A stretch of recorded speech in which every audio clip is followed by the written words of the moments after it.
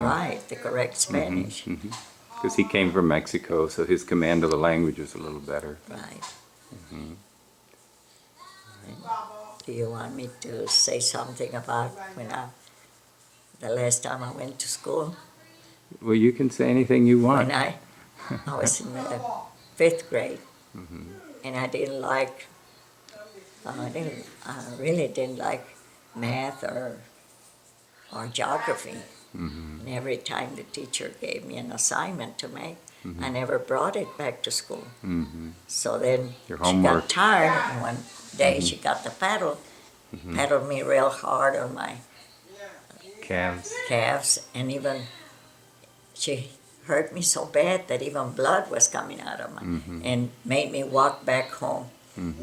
She didn't need me at school anymore, I went and showed Daddy, and Mother came back with me and talked to the teacher, and I quit. I said, I cried and told my dad. What grade was that? In the fifth grade. Fifth grade. That I didn't want to go to school anymore because I didn't like that teacher. Okay. That Let's was- go back to Dad, your husband. Oh, yes. I want you to think about the time that you felt most loved by him. When was that?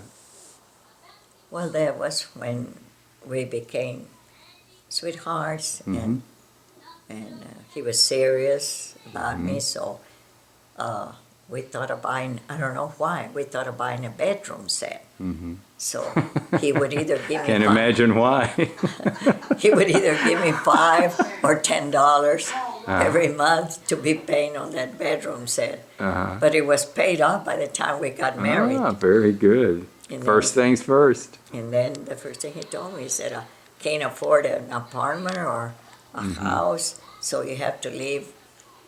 We have to go and live with my parents. And that's where they gave us the living room, and that's where we put the bedroom set that we bought.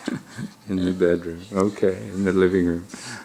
All right, now talk about your daughter Maria and your first child.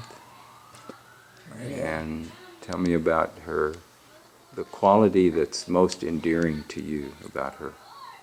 I had when she was born, I had a beautiful bassinet made for her, all decorated with beautiful satin material. And Did you know she was going to be a girl before? No, after she Oh, was okay. born. Okay. And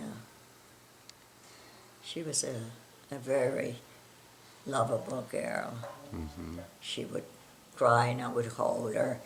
She wasn't at all, like crying all the time. No, she was a very quiet little girl, but lovable. Okay. And that's the way she grew.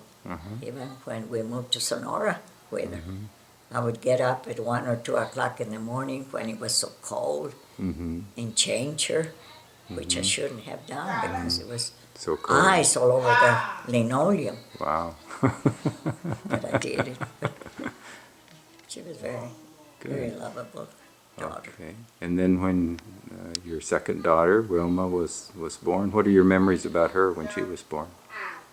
Yes, as I remember about Wilma, she used to cry too much. She was like she wanted to be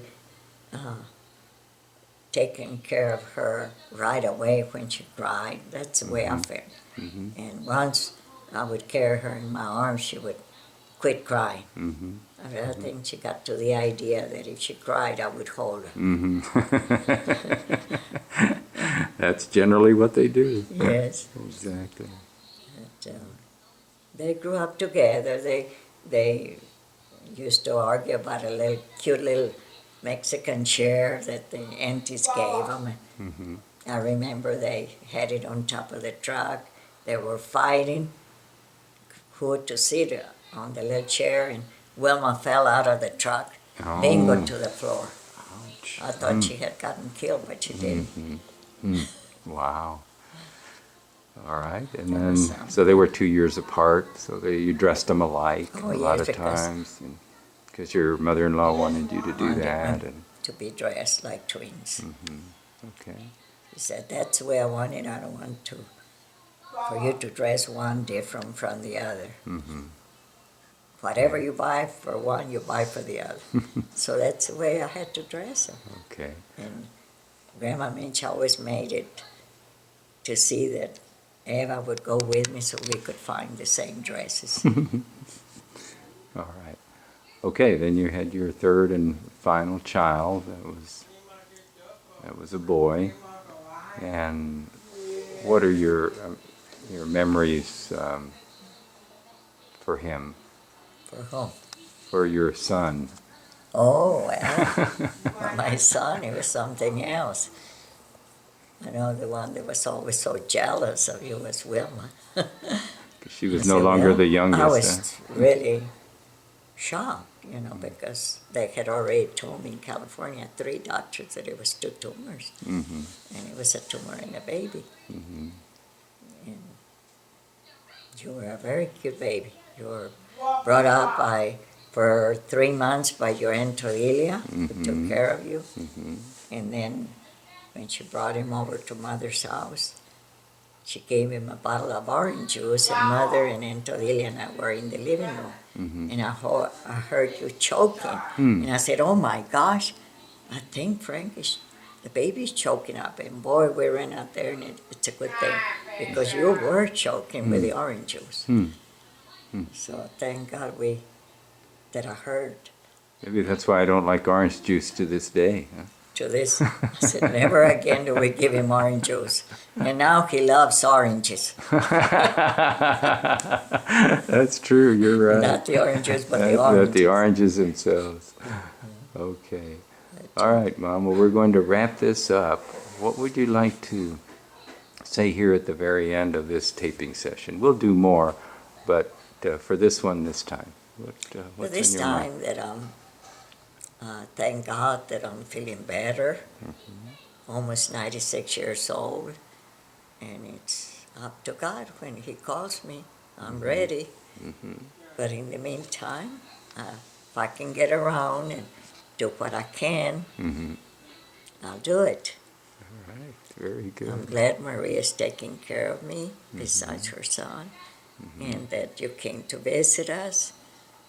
I get real excited and happy when my children, like you and Wilma, come and see me, or my grandchildren that I don't get to see very often.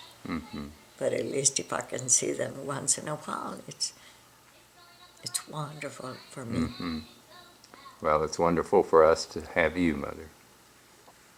So thank you.